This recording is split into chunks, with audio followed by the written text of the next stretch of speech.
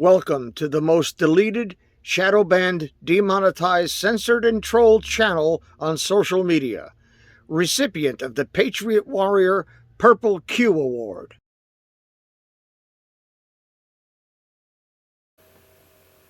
Hello, this is Dave from Net4Truth USA, Inglorious Patriots.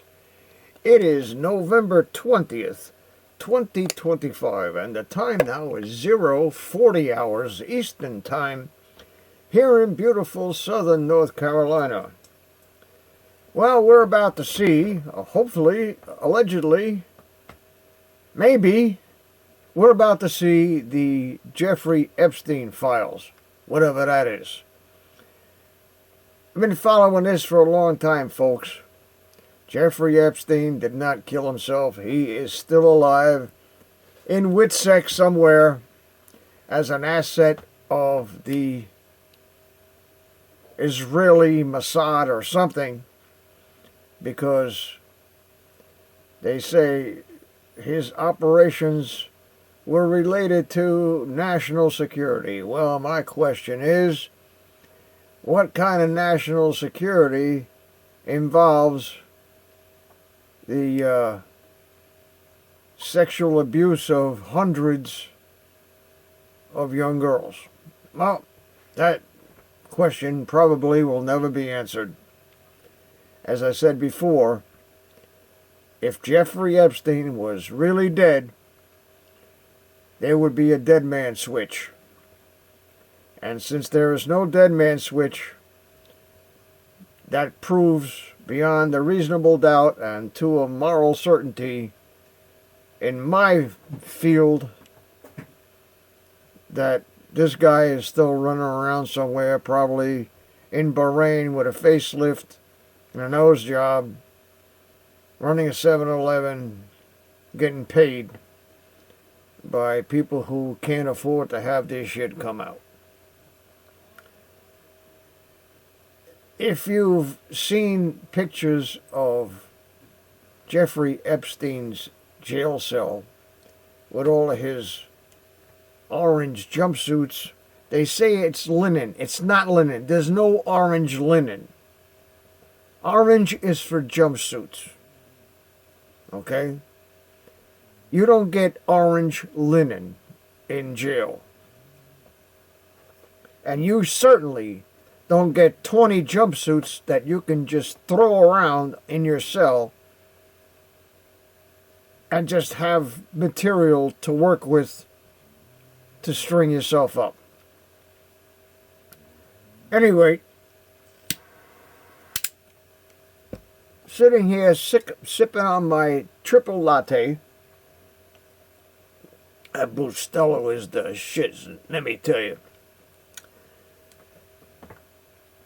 And I'm thinking about this and I'm saying, well, Trump really played them like a cheap guitar.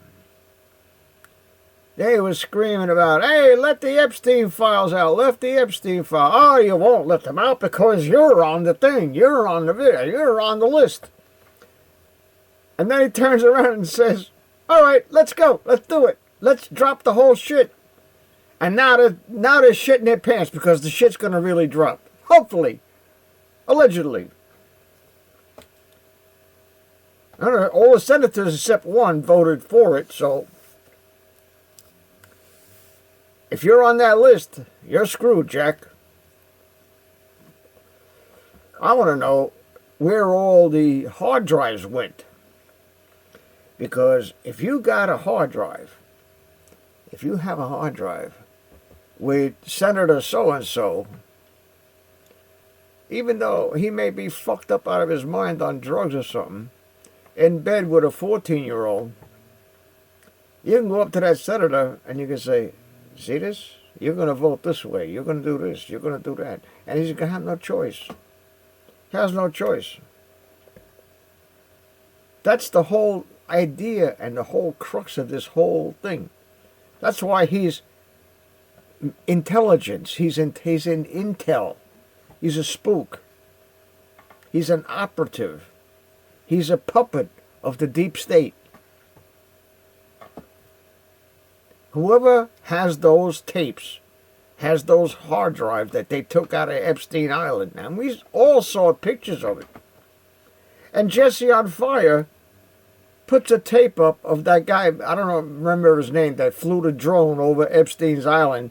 And Epstein's sitting there in the Jeep, and he's looking up at the drone. And here's Epstein after he committed suicide. He's looking up at the drone. And that doesn't even take into account the piece that Stoney and I did way back, when we caught Google scrubbing a CNBC article that said that Jeffrey Epstein committed suicide in a North Vietnamese war bunker. So this isn't the first time they try to fake his death. But when we caught them doing it, they took my channel down and they scrubbed that shit off the internet. It was gone. They replaced the video with another video about a North Vietnamese war bunker, and I'll leave that link in the description. You can watch that video and find out that we were way ahead of this shit before anybody else. And I saw that picture of the drone flying over and Epstein looking up years ago. So this shit that's new to everybody else. Me and Stoney and Sean already knew about this. Nothing gets past us, folks. Nothing. Now, I'm sitting here with a house full of boxes because I'm looking for a new house. I got more stuff here than I can fit in this double wide, and I'm looking for a 4-bedroom, at least 2,000 square feet. Anyway, I really appreciate everybody who's supported this channel over the years. And if you look down in the description, you'll find a lot of links that'll save you a lot of money on some very good products. And I'm not going to take up your time with advertisements and sponsors and all that kind of stuff. I don't do it. I don't do that in the middle. I put it at the end. Because I'm not in this for the money. The money's nice. If I get a couple of bucks from here and there, it'd be good, you know. It helps. It's a lot of time that goes into doing the research, and even more time going into cutting and editing these videos than you might imagine. So don't think that this is not work. This is a lot of work. Trust me. All right. Back in August, I sent a FOIA request for the photo that must exist. That photo being the coroner's photo of Jeffrey Epstein hanging from this non-existent bunk bed in a special housing unit. Because there is no bunk beds in special housing, especially if you're on suicide watch. And if you're on suicide watch, you don't get orange jumpsuits, and you certainly don't get 20 of them that you can throw around your cell willy-nilly. That doesn't happen. That does not happen. Somebody went in there and got him out. Because the dead guy that they showed on the stretcher being taken out, first of all, you ain't moving no body without a body bag. And second of all, his ears and his nose didn't match, so it wasn't him. Jeffrey Epstein is alive and well somewhere, being paid to not show his face anywhere until his plastic surgery healed. And then he's probably sitting there in Bahrain somewhere running a 7-Eleven, happy as a pig in shit. You know. But anyway, I'm going to show you the original FOIA request with the original video following me here. And you decide why they won't answer. If the guy's really dead, show me a picture of this dead dude hanging from the bunk bed that doesn't exist in special housing. Show me that picture. Maybe I'll believe it. But with AI these days, you never know what the truth is anymore. Watch this.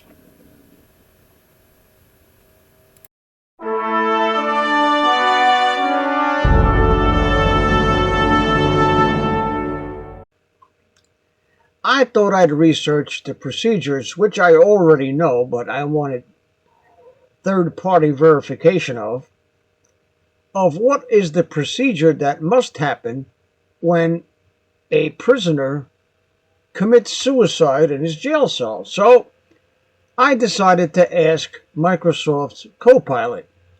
I asked, when a prisoner commits suicide by hanging himself in his jail cell, what is the procedure that must be followed before the body is moved? Now, if you recall, if you're keeping up with this, all we've seen is pictures of a jail cell with all these jumpsuits strewn about and all this garbage all over the place. And that doesn't seem to jive with the facts here, but be that as it may, here is how Microsoft Copilot responded. When a prisoner dies by suicide, especially by hanging in a jail cell, there's a strict and sensitive protocol that correctional staff must follow before the body can be moved. Here's a general outline of what typically happens. Immediate response. Secure the scene. The cell is treated as a potential crime scene. Staff must avoid disturbing anything unnecessarily. And I might add, the prison is locked down when this happened. The whole place is locked down. Call for medical help. Paramedics or on-site medical personnel are summoned immediately to assess the situation and attempt resuscitation if possible.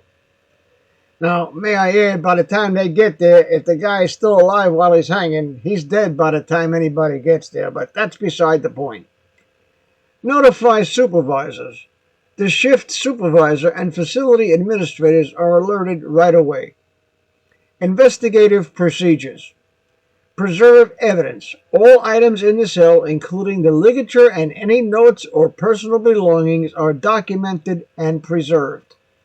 Photograph and document. The scene is photographed thoroughly before any movement of the body. We haven't seen any pictures of this dude's body hanging from a bunk bed, which I maintain is total horseshit. Coroner or medical examiner. The body cannot be moved until the coroner or medical examiner arrives and authorizes it. You got that? Medical examiner has to authorize movement of the body. They can't cut it down. They can't move it. They can't do shit. They determine the cause of death and collect forensic evidence. Reporting and documentation. Incident report. Staff must file detailed reports, including time of discovery, actions taken, and any witness statements. Mental health referral. A behavioral observation and mental health referral form is often completed to document any prior signs of distress or suicidal behavior. Well, we can go back to one of my videos that I did back in 2019 that shows Jeffrey Epstein committed suicide in a North Vietnamese war bunker on June 25th, 2019. But that's beside the point. I'll leave that link in the description. Internal review. Administrative investigation. The facility conducts an internal review to determine if protocols were followed and whether preventative measures were in place. Policy evaluation. Suicide prevention policies may be reassessed, especially if the inmate had previously shown signs of risk. These steps are designed to ensure transparency, accountability, and respect for the deceased, while also helping prevent future incidents. If you're curious about how difficult jurisdictions handle or want to explore suicide prevention measures in correctional facilities, I can dig deeper. And I told it to write a Freedom of Information Act request to Metropolitan Correctional Facility in Brooklyn, demanding a copy of the coroner's photograph of Jeffrey Epstein's body hanging from his bunk before the body was moved. In the letter, cite all applicable protocols cited above. Okay, Microsoft Copilot wrote me a letter, and I'll show it to you in just a second. Okay, here's the letter. Dated tomorrow, which is when I'm going to mail it, to the FOIA officer, Metropolitan Detention Center, Brooklyn, New York, 80 29th Street, Brooklyn, New York, 11232.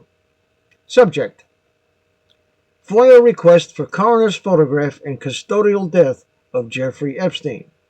Dear FOIA officer, pursuant to the Freedom of Information Act, 5 U.S. Code 522, I hereby request access to and a copy of the coroner's photograph documenting the body of Jeffrey Epstein as found in his cell, specifically prior to any movement of the body.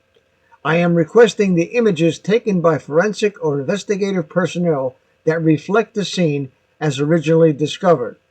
This request pertains to standard correctional protocols typically followed in such incidents, which include securing and preserving the scene as a potential crime site, photographic documentation of the cell and body prior to movement consistent with investigative and forensic procedure, authorization by the medical examiner or coroner before any relocation of the body, incident and administrative reporting including official visual records maintained during internal reviews.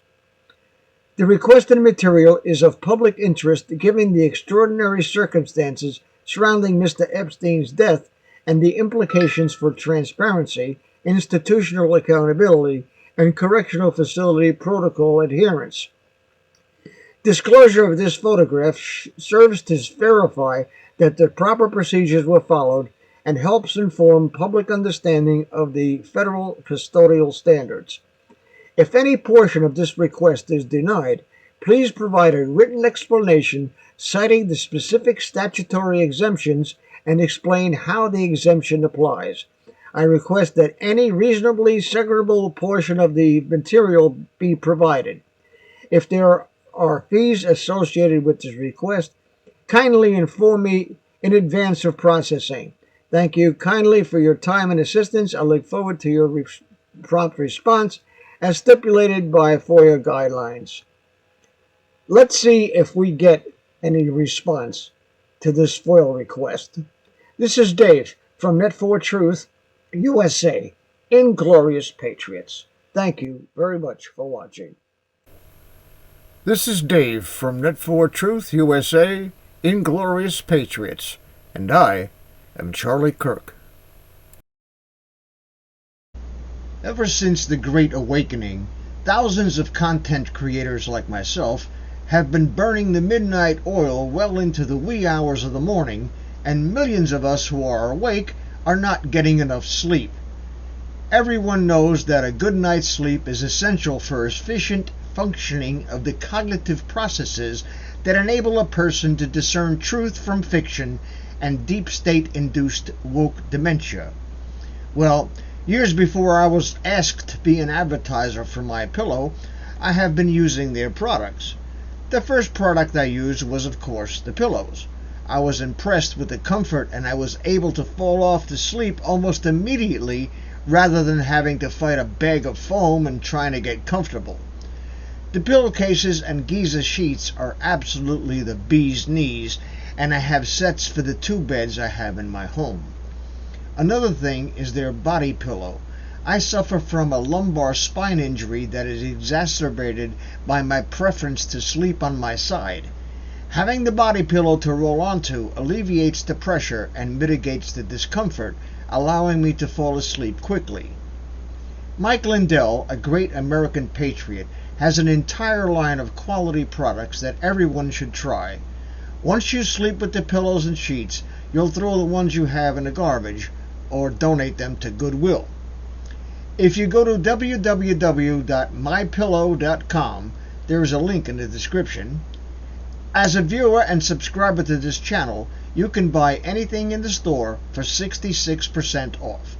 That's 1/3 of the retail price. Just fill your shopping cart and use promo code N4T at the checkout. Take it from me, folks, I've been using Mike Lindell's products since 2015. There is nothing like them on the market, and I say this with 71 years of sleeping experience. Don't forget, use promo code N4T at checkout.